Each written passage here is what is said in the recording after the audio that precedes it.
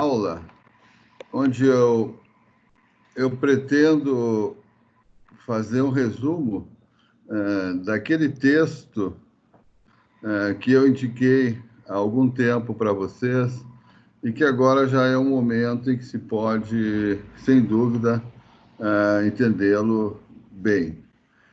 Trata-se daquele texto denominado Epistemologia do Direito, revisitando as três matrizes jurídicas.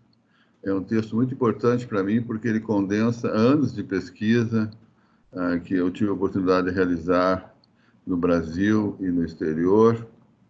No início orientado pelo professor Luiz Alberto Vará, depois orientado pelo professor Claude Lefort, mais tarde orientado pelo professor Niklas Luhmann. Então, foram momentos muito importantes da minha vida e eu coloquei todos eles sintetizados nessa ideia das três matrizes, que é uma forma de examinar três concepções importantes de teoria do direito. Então, hoje eu vou fazer um breve resumo desses três textos. Essa ideia das três matrizes, eu não nego e dedico ela no Brasil ao professor Miguel Reale, que é o autor que dominou, pela sua inteligência, a filosofia do direito em nosso país no século passado. Ele tem uma perspectiva tridimensional, ele relaciona de maneira brilhante o direito em três aspectos indissociáveis. É uma ontologia entre fato, valor e norma, e para fazer isso ele segue a tradição jurídica brasileira da Escola de Recife, de Tobias Barreto, que elaborou o chamado culturalismo jurídico brasileiro, e com isso nós tivemos Clóvis Bevilacqua, que elaborou todo o nosso direito civil, e também Pontes de Miranda, que é um dos grandes expoentes da dogmática jurídica brasileira, que é o autor que mais prolixo de todos, que dominou realmente todas as áreas do direito. Então, Miguel Reale é um autor extremamente relevante e me inspira. Depois de Miguel Reale, nós tivemos o seu, vou chamar assim, melhor aluno, hoje um dos maiores professores do Brasil, Terço Sampaio Ferraz Júnior, que trabalhou essa ideia das três matrizes, mas já a partir de uma concepção semiótica, a partir da linguagem, onde ele trabalha a linguagem e a comunicação, avançando um pouco além dessa parte mais ontológica do Miguel Reale. Também, Ferraz Júnior, ele se aproxima um pouco da perspectiva do Robert Alex, que também é autor de teoria da argumentação, que também trabalha essa perspectiva dos três modelos. E por tudo isso, eu também me insiro nessa perspectiva. Apenas eu coloco uma diferença importante, que eu aprendi com os autores da teoria dos sistemas. No lugar de colocar um sujeito atomizado como centro dos debates, eu prefiro colocar como diferença importante para mim a ideia de organização. Lá onde tem um sujeito atomizado que pensa, decide, continua existindo, tudo bem, mas aqui eu relevo a ideia de organização. São as organizações que decidem de maneira mais forte no mundo de hoje. E a teoria do direito, então, é uma teoria relacionada com direito, sistemas do direito e organizações. Essa é a base do texto. Eu entendo que, para que se tenha a teoria do direito, é preciso que se pense na ideia de matrizes teóricas. O que são matrizes teóricas? Cada forma de pensar tem seu estilo próprio de racionalidade, seu campo de atuação, e existem vários na área do direito. Por isso, eu resolvi aglutiná-los em três tipos principais. Mas é claro que os autores da nossa disciplina, teoria do direito, são bem conhecidos. Todos eles, no início, principalmente no século XX, há 100 anos atrás, têm uma preocupação de dar uma racionalidade maior para o direito, dar uma autonomia para o direito. E esses autores, eles tentaram construir uma teoria geral do direito, e eles são, como nós sabemos, Hans Kelsen, cujo autor é o autor do livro mais importante, Teoria Pura do direito, várias versões, a última é de 1960, o Herbert Hart, nosso clássico do conceito de direito anglo-saxão, o direito responsivo do Nonette Selznick, dois autores da Universidade de Berkeley, na Califórnia, extremamente importante, e também o Niklas Luhmann, que é o nosso sistêmico mesmo, que é um autor contemporâneo, que vai trabalhar, de fato, a teoria do direito como sociologia, numa perspectiva fortemente interdisciplinar. Então, a partir principalmente desses autores, eu elaborei esse texto falando em 3 matrizes principais para o direito. Também dizer que, seguindo a ideia da linguagem da semiótica do Carnap, que fala em sintaxe, semântica e pragmática, é evidente que nos primórdios da teoria geral do direito, a preocupação com o rigor, a preocupação com a lógica, fez com que houvesse uma ênfase muito maior na sintaxe, conforme se foi passando a uma inspiração mais hermenêutica, a semântica vai aparecendo com mais força e, finalmente, evidentemente, as perspectivas mais sistêmicas, mais contextuais, a pragmática vai sendo o nível da linguagem mais importante, porém, todos os níveis coexistem, então, se diz que em cada um tem o seu nível preferencial, embora existam os três níveis, né? Isso é extremamente importante. Outro fato é que o raciocínio jurídico tradicional, isso é um mérito, ele sempre foi um raciocínio inspirado em autores como Descartes, onde haveria uma racionalidade dedutiva, baseada em evidências, em relações de causalidade dos argumentos, isso é importante, porém isso é insuficiente, porque cai numa certa metafísica ontológica, achando que o direito seria essencialmente isso. E, de fato, se eu trabalhar a linguagem, por exemplo, um autor como Ferdinand de Saussure, que é um autor que trabalha a ideia de estrutura e trabalha signo, língua, fala, realmente é um autor notável, se pode ver que as questões dos sujeitos têm sentido dentro de uma linguagem estruturada, né? Depois, temos que datar as coisas. Quando Kelsen, principalmente, tenta construir uma teoria geral do direito no final do século passado, a preocupação é com a construção de um Estado com que tem o direito unitário e racional. Kelsen está pensando no Império Austro-Húngaro. É muito importante para Kelsen que o Estado tenha uma organização jurídica bem feita. Então, o Estado austríaco o direito positivo do Estado austríaco é o objetivo da teoria kelseniana. Então, isso é extremamente relevante se pensar sempre isso. Porém, na Europa, depois da Segunda Guerra Mundial, há uma série de alterações, porque a partir desse momento o direito muda, né? Já há uma forte influência da necessidade de o Estado ter funções sociais, o Estado está preocupado com a educação, com saúde, um Estado que se alastra, é um Estado interventor, né? Então, aí é uma mudança muito importante no direito ocidental, porque aquela racionalidade obtida no modelo kelseniano, formalista, normativista, principalmente, ela passa a ter algumas dificuldades a partir do momento que eu tenho um Estado interventor. Eu sou obrigado a ter, a partir daí, efetividade. Até então, em Kelsen era suficiente a validade na sua dinâmica ou alguns conceitos fundamentais da estática, como, por exemplo, os de sanção. A partir da Segunda Guerra Mundial, se tem que avançar além dessas perspectivas e começam a surgir autores que não são mais propriamente juristas.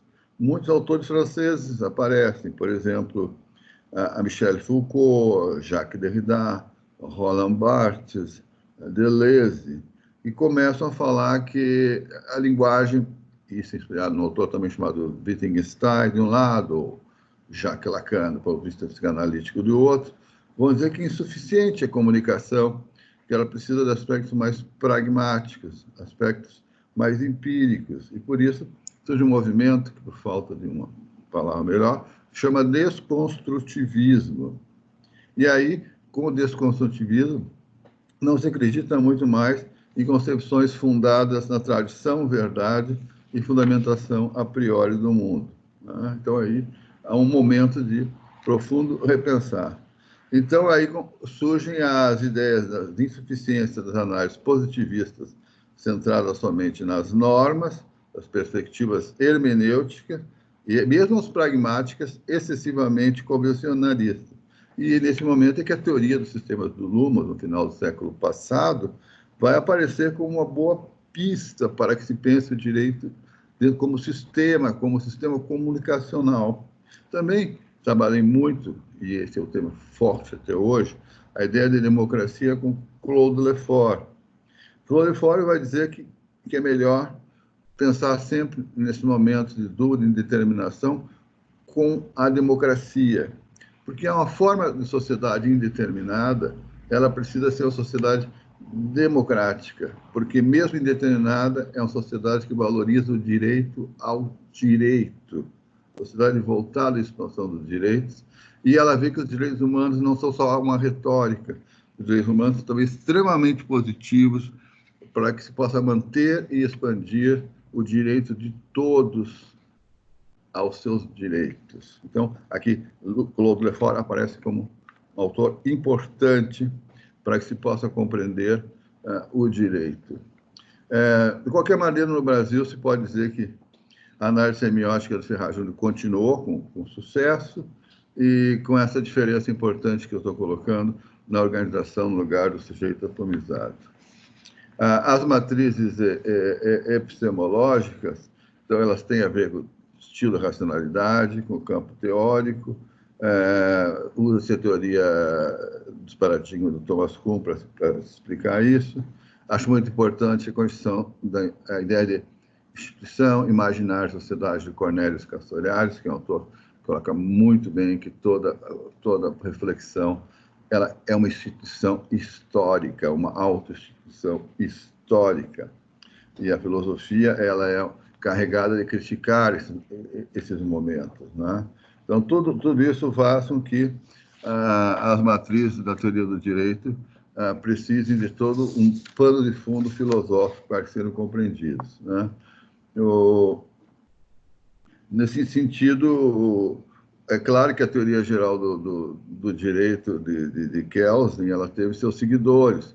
Um dos mais importantes foi Norberto Bobbio, que realmente chegou a fazer um manifesto da filosofia analítica, porque a partir daí, com uma linguagem rigorosa aplicada à teoria geral do direito do Kelsen, se começa a pensar, além do normativismo, numa filosofia analítica. Analítica é um padrão de linguagem rigorosa, objetiva. Também, junto com Bobbio, são os grandes lógicos que surgem.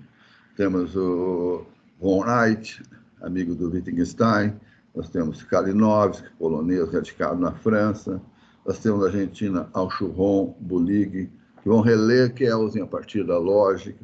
Então, um momento em que a lógica ela é muito desenvolvida, ela continua até hoje com a informática. Depois, o direito do common law, eu vou chamar de... Não, Bianca. Direito common law, eu vou chamar de hermenêutica, porque ele está voltado muito mais ao intérprete, aqueles que realmente realizam as interpretações. Então, aqui é a linha do Hart. Apaga a luz. A linha do Hart. A linha do Hart é a do Common Law, que se estaria centrada no nível semântico. E a teoria do Hart, centrada nos intérpretes, principalmente dos juízes, ela é uma linha que abre muito para a chamada dogmática jurídica, discute o problema da interpretação dos textos, né? E, por fim, a pragmática, que, no meu caso, eu chamaria aqui de pragmática sistêmica, que ela vai indagar sobre as formas de comunicação e os procedimentos utilizados nos processos de decisão jurídica. No Brasil, a teoria dominante, então, foi durante muitos anos a teoria do Miguel Reale, mas a partir de agora se começa todo esse debate com essas outras perspectivas. A primeira delas eu chamaria, então, de filosofia analítica. A filosofia analítica ela tem predominância da sintaxe, né? Ela se preocupa com proposições normativas que descrevem sintaticamente o direito, é muito mais importante a gramática nesse sentido.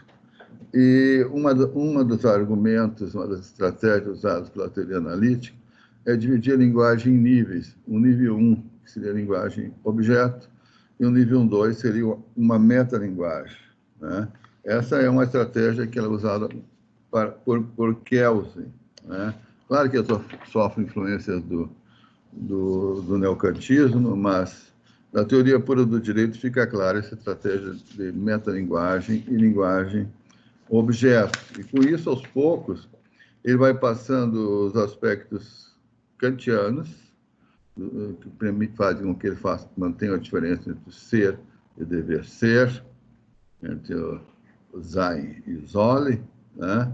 E, aos poucos, ele vai sendo mais influenciado pelo neopositivismo. Isso é claro no famoso capítulo 3º da teoria pura do direito sobre ciência, onde vai ficar exatamente caracterizada a concepção de proposição jurídica, que é uma proposição jurídica descreve o direito, dentro dos enunciados são verdadeiros ou falsos, desde que esteja no segundo nível linguístico, numa metalinguagem que descreva o direito, né?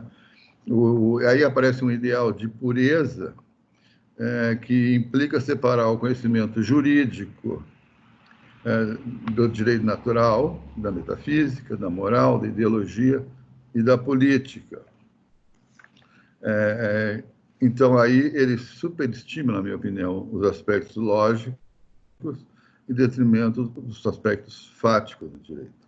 A famosa dicotomia entre sein e solle foi aprendida por Kant de David Hume, que é um inglês.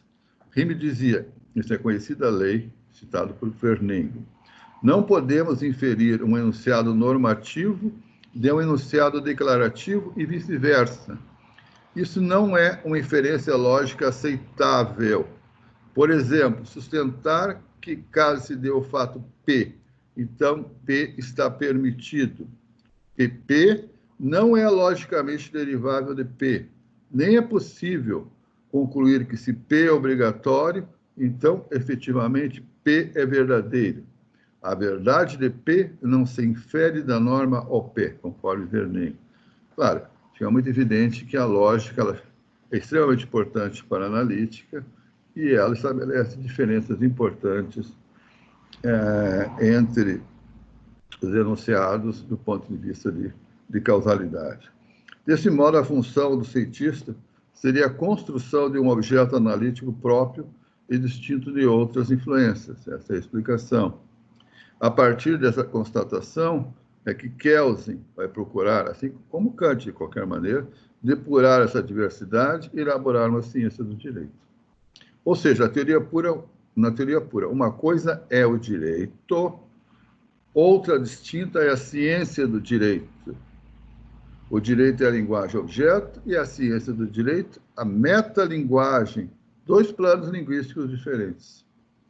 Isso não foi inventado. Essa é uma tese que surgiu em Bertrand Russell para superar certos paradoxos lógicos e é utilizada por Kelsen em vários aspectos que devem ser esclarecidos para que se evite confusões.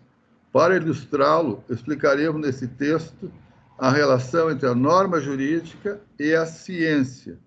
Isso ocorre em dois momentos distintos. O primeiro momento, que é o kelseniano da metalinguagem, define a norma jurídica como um esquema de interpretação do mundo. Um fato só é jurídico se for conteúdo de uma norma, isto é, como condição de significação normativa.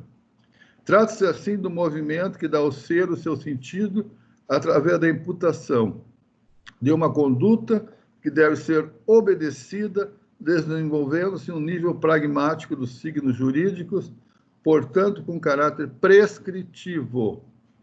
O segundo momento da teoria pura seria quando se transforma a metalinguagem descrita supra, a norma jurídica, em uma linguagem objeto da ciência do direito, a qual, por sua vez, passa a ser a sua metalinguagem. Aqui, ao contrário do procedimento anterior, não existiria intenção prescritiva que dinamiza o direito. Apenas se procura descrever de forma neutra a estrutura das normas jurídicas. Em breves palavras, a norma jurídica é uma metalinguagem do ser, localizada no nível pragmático da linguagem, que, ao emitir imperativos de conduta, não pode ser qualificada de verdadeira ou falsa, simplesmente pode ser válida ou inválida. O critério de racionalidade do sistema normativo, já que as normas não podem ser consideradas independentemente de suas interações, é dado pela hierarquia normativa, norma fundamental, na qual uma norma é válida somente se uma norma superior determina a sua integração ao sistema. A teoria jurídica dominante anterior a essa corrente neopositivista, o justnaturalismo, via o campo normativo como somente estático, dependente da adequação a ideais metafísicos.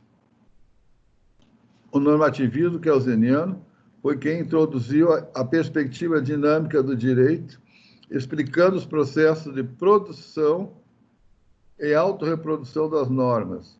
Já a ciência do direito, por sua parte, sendo uma metalinguagem das normas jurídicas, ao preocupar-se somente com a descrição do sistema normativo, situando-se ao nível semântico-sintático da estrutura linguística, poderia ser verdadeira ou falsa, em relação à objetividade da descrição efetuada por meio de seus modalizadores deônticos. Nesse último aspecto, Kelsen é neopositivista. Explicando melhor, Kelsen, mais que propriamente o neopositivista, possui uma teoria que pode ser estudada através da analítica. Por isso, Bobbio foi quem, de fato, aplicou a metodologia da filosofia analítica por meio do neopositivismo, as teses do normativismo de Kelsen. O paradigma do rigor seria sua grande proposta metodológica para a ciência jurídica. O neopositivismo seria, sim, a metodologia a ser aplicada à teoria do direito. Neste momento, a discussão introdutória à problemática jurídica deveria ser precedida de uma introdução ao neopositivismo, função reservada para a epistemologia jurídica. Para Bobbio, isso implicaria uma teoria da reconstrução hermenêutica das regras, isto é, traduzir na linguagem normal dos juristas a linguagem originária do legislador. A filosofia analítica teria dois campos de atuação a serem agilizados, respectivamente, pela teoria do sistema jurídico e pela teoria das regras jurídicas. A primeira trataria da estrutura interna das relações entre as regras, tema da dinâmica jurídica em Kelsen e da teoria do ordenamento jurídico em Bobbio. A teoria das regras jurídicas, Roberts abordaria, por sua vez, a teoria dos conceitos fundamentais, Bobbio, ou a estática jurídica, Kelsen. No entanto, a analítica é uma matriz ainda bem centrada nos aspectos descritivos e estruturais do direito, mantendo ainda assim seus aspectos políticos uma visão de neutralidade, uma visão de Estado liberal clássico não interventor, portanto, ainda tendo insuficiências teóricas e políticas muito graves. Eu considero que esse modelo de teoria do direito ainda é extremamente ontológico. A nossa segunda matriz é a matriz hermenêutica.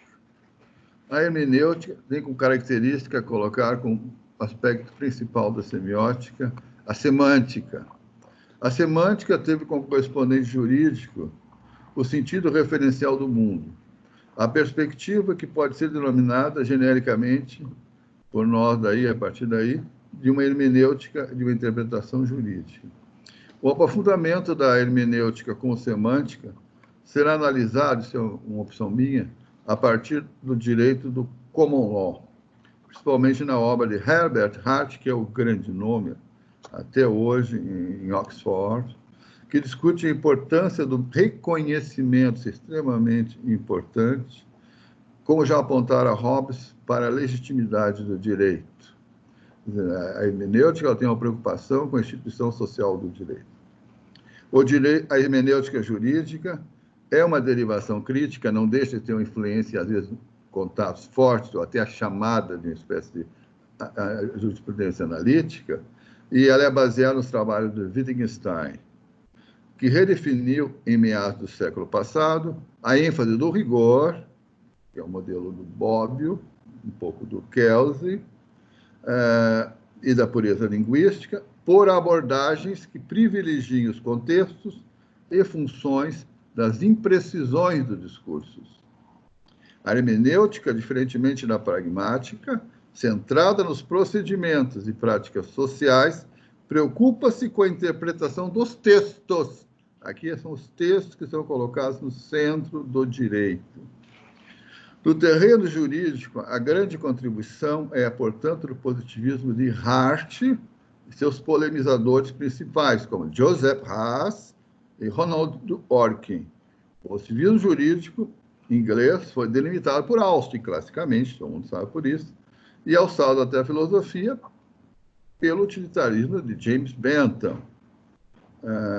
Na teoria de Hart, que é o leitor, que publicou obras póstumas do Bentham, Hart também interessado em Bentham, para Bentham, a dinâmica das normas somente pode ser explicitada, isso Hart coloca bem também, através das chamadas regras secundárias, adjudicação, mudança e reconhecimento, que permite a justificação e existência do sistema jurídico. Ou seja, Hart coloca uma coisa impressionantemente clara e importante para o direito. As regras são de dois tipos, regras primárias, regras secundárias. Né? E Hart preocupa-se com a questão também das definições. Isso que interessa muito para a analítica. Para Hart, porém, as definições, do ponto de vista da concepção pragmática da linguagem, ela tem objetivos hermenêuticos. Por isso, ele entende que o modo tradicional de definição do gênero e diferença específica é inapropriado para a compreensão de noções tão gerais e abstratas, pois as definições necessitam de termos tão ambíguos quanto os que deseja definir. Para Hart, direito é uma expressão familiar que empregamos na prática jurídica sem a necessidade de nenhuma definição filosófica. Assim, a preocupação da jurisprudência não é a explicitação da designação pura do signo direito, como tenta fazer Bobbio, mas explorar as relações essenciais que existem entre o direito e a moralidade, a força e a sociedade. Na realidade, ela consiste em explorar a natureza de uma importante instituição social, Hart. A tese do direito como instituição social significa que o direito é um fenômeno cultural constituído pela linguagem. Por isso é que Hart, desde a linguística, pretende privilegiar o uso normativo como segredo para que se compreenda a normatividade do direito. Essa atitude epistemológica tem para Haas duas consequências. Em primeiro lugar, os termos e expressões mais gerais empregados no discurso jurídico não são especificamente jurídicos, são geralmente meio corrente mediante o qual se manifesta a maior parte do discurso normativo. Em segundo lugar, com análise da linguagem. Para Haas, a normatividade do direito é explicada conforme a maneira como afeta aqueles que se consideram a si mesmos como sujeitos de direito. Um dos temas principais tratados por Hart é o fato que, quando uma pessoa diz "tenho o dever de", ou "você tem o dever de", ela expressa seu reconhecimento e respalda o estándar de acordo com a conduta que é adotada como um guia de comportamento. Isso expressa um reconhecimento de quem formula a regra, seu desejo de ser guiado por ela, a exigência social de que outros também o sejam. A normatividade é social, a necessidade do reconhecimento é que colocou a teoria de Hart no centro da hermenêutica. Nessa lógica, não é surpreendente o fato de que, para Hart, o direito possui uma zona de textura aberta que permite a livre manifestação do poder discricionário dos juízes para a solução dos conflitos chamados hard cases. Essa última postura é criticada por Ronald Dworkin, que entende que o direito sempre proporcionaria, ou deveria proporcionar, uma boa resposta, já que o juiz, ao julgar, escreve a continuidade de uma história. Nesse sentido, Dworkin coloca a célebre metáfora do romance escrito em continuidade, é uma narrativa o direito. A boa resposta seria aquela que resolvesse melhor a dupla exigência que se impõe ao juiz, ou seja, fazer com que a decisão se harmonize o melhor possível com a jurisprudência anterior e, ao mesmo tempo, a atualize, justifique conforme a moral política da comunidade.